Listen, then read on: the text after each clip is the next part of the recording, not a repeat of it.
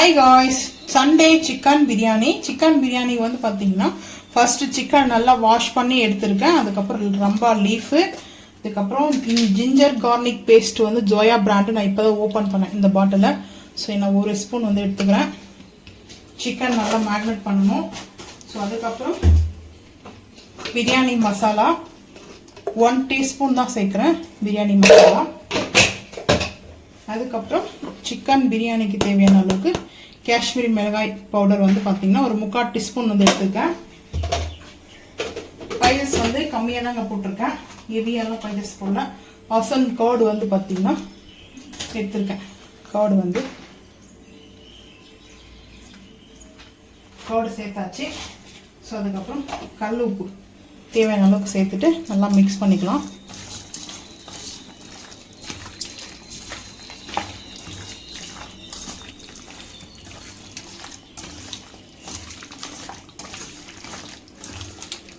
சிக்கனில் இந்த மசாலா நல்லா ஒரு 1/2 அன் ஹவர் வந்து பார்த்திங்கன்னா மேரினேட் பண்ணிட்டு தான் அதுக்கப்புறம் நம்ம பிரியாணி வந்து ரெடி பண்ண போகிறோம்.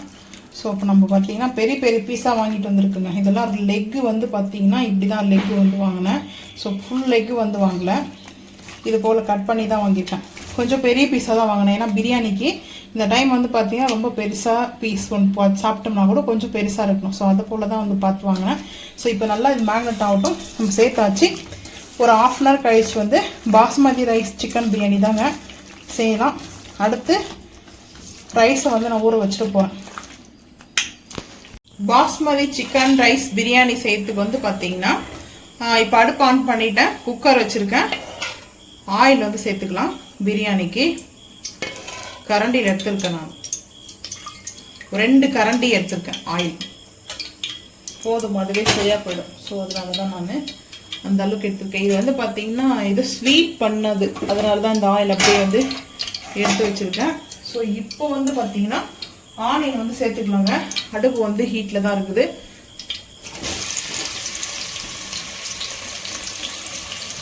ஆனியன் வந்து வதக்கலாம். ஆனியன் வந்து பார்த்தீங்கன்னா நான் பெரிய சைஸ் ஆனியன் பார்த்தீங்கன்னா 2 எடுத்திருக்கேன். ஆனியன் பார்த்தீங்கன்னா நல்லா வதங்கட்டும். வதங்கினதுக்கப்புறம் பார்த்துக்கலாம் வாங்க இன்னும் நான் ஆட் பண்ண போகிறேன் சொல்லிட்டு. வந்து பார்த்தீங்கன்னா வதங்கிடுச்சு. ஸோ இப்போ ஓன் கரம் மசாலா வந்து எடுத்துருக்கேன். லவங்கம், ஏலக்காய், கல்பாசி, பட்டை, சின்னமன் சேர்த்துருக்குறேன். ஸோ இப்போ இதுக்கப்புறம் வந்து பார்த்தீங்கன்னா தக்காளி வந்து சேர்த்துக்கலாம்.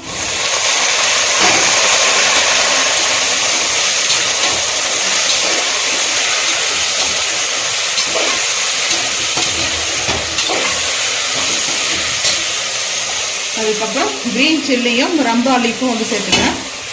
ரம்பா லீஃப் ஆல்ரெடி சிக்கனில் வந்து மேரினேட் பண்ணியிருக்கேன்.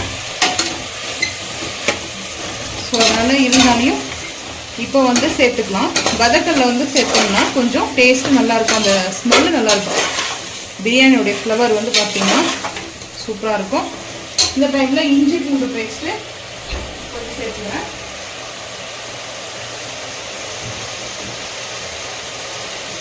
ஃபஸ்ட்டு நம்ம 1 ஸ்பூன் சேர்த்தோம் இல்லையா, இப்போ 1 ஸ்பூன் வந்து இஞ்சி பூண்டு பேஸ்ட்டு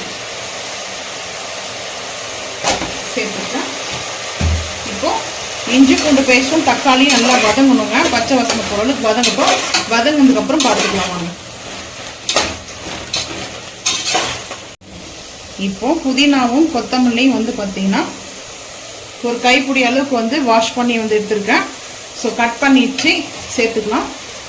இந்த பிரியாணி வந்து பார்த்திங்கன்னா டோட்டலாக செம்ம ஸ்மெல்லு வந்து பார்த்திங்கன்னா இருக்கும். டோட்டலாக அதே மாதிரி டிஃப்ரெண்ட் டைப் ஆஃபில் இருக்கும் இந்த பிரியாணி. இந்த முன்னாடி வந்து அப்போ தான் சேர்ப்போம், நான் இப்போயே வந்து சேர்த்துக்கிறேன். இந்த வதங்க கொத்தமல்லியும் புதினாவும் அதோடைய ஸ்மெல்லுலாம் நல்லா இருக்கும். ஸோ இப்போ நல்லா வதங்கட்டுங்க. வதங்கினதுக்கப்புறம் பார்த்துக்கலாம். இப்போது வெங்காயம் தக்காளியெலாம் நல்லா வந்து பார்த்திங்கன்னா இந்த அளவுக்கு வதங்கிடுச்சு. ஸோ பிரியாணிக்கு வந்து பார்த்திங்கன்னா நான் சிம் பண்ணியிருக்கேன். இப்போது வந்து பார்த்திங்கன்னா பீசஸ் வந்து எடுத்துக்குவோம்.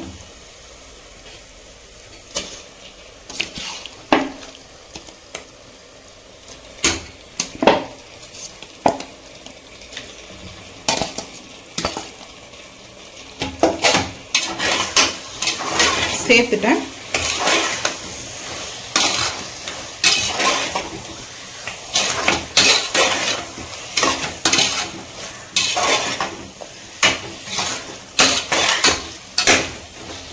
ஹை ஃப்ளேம் பண்ணிவிட்டு இந்த சிக்கனு ஒரு 5 நிமிஷம் நல்லா இந்த மசாலாவோட மிங்கிள் ஆகட்டும், பார்த்துக்கலாம்.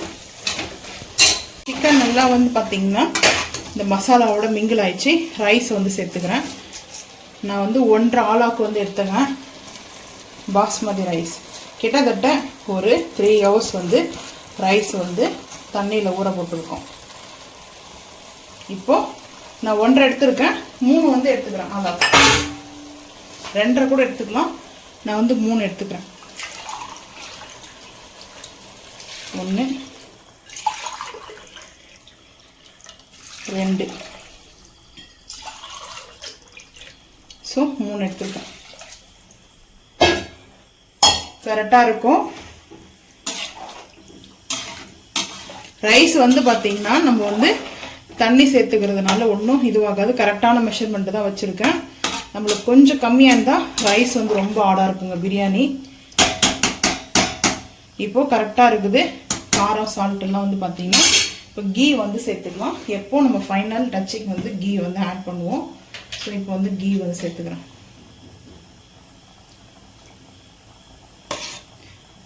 ஒரு 2 குழிக்கரண்டி அளவுக்கு கீ சேர்த்தாச்சு. ஸோ 2 விசிலில் பார்த்தீங்கன்னா சிக்கன் பிரியாணி ரெடி.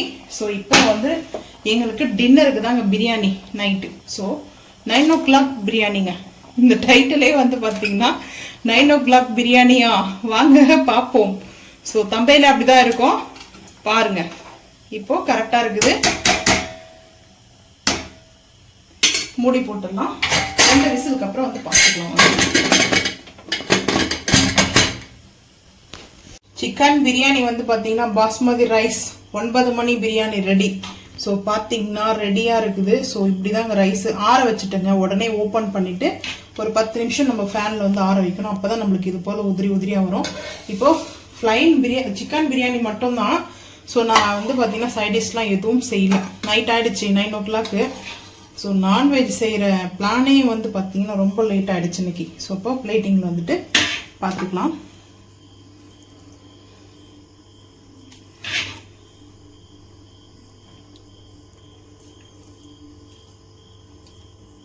பீசஸ் இந்த மாதிரி சிக்கன் பிரியாணி செஞ்சு பாருங்கள், சூப்பராக இருக்குங்க. பீஸ் வந்து பார்த்தீங்கன்னா சிக்கன் பாருங்கள் எப்படி இருக்குது. ஸோ ரைஸும் வந்து பாருங்கள் எப்படி இருக்குது, உதிரியாக இருக்குது பாருங்கள் ரைஸ் வந்துட்டு. ஸோ சிக்கன் பிரியாணி வந்து பார்த்தீங்கன்னா இந்த போல் தாங்க. நீங்களும் வந்து செஞ்சு பார்த்துட்டு மறக்காமல் வந்து கமெண்ட் பண்ணுங்கள். இந்த வீடியோ பிடிச்சா லைக் பண்ணுங்கள், ஷேர் பண்ணுங்கள், சப்ஸ்கிரைப் பண்ணுங்கள், பெல் ஐக்கான் வந்து கிளிக் பண்ணுங்கள். மறக்காமல் சேனல் வந்து ஃபாலோ பண்ணுங்கள். அப்போ தான் நம்ம போகிற வீடியோ உங்களுக்கு நோட்டிஃபிகேஷன் வரும். தேங்க்யூ.